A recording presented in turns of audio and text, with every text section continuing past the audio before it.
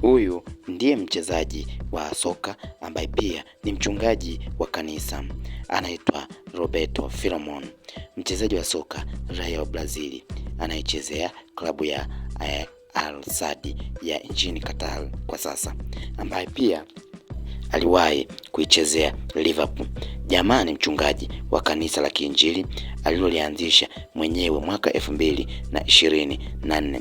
Roberto Firmino na mkewe Lasle Pereira walianzisha kanisa la Mana katika mji wake wa Maceió, Brazil.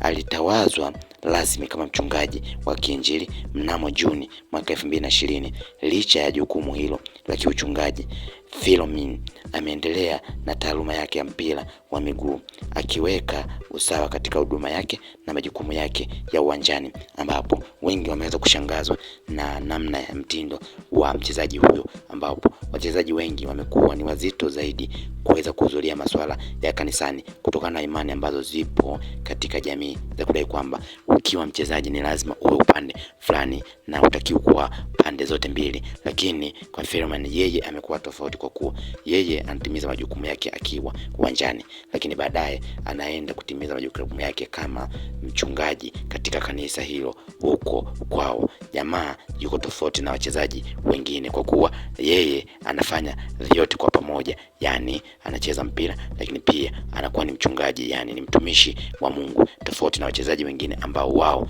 mara zote wamekuwa wakijinasibu kuwa upande fulani wa dini, lakini kumbe uhalisia ndani yao hawajawahi kushiriki kwenye ibada wala matukio yoyote, kwa kuwa wanaamini kwamba ukiwa upande wa kwenye mpira basi ni lazima uwe na imani tofauti za kijadi ambazo zinakufanya uweze kujilinda zaidi. Lakini jamaa yupo zaidi na Mwenyezi Mungu, tofauti na wachezaji wengine. Anaitwa Roberto Firmino, ni raia wa Brazil.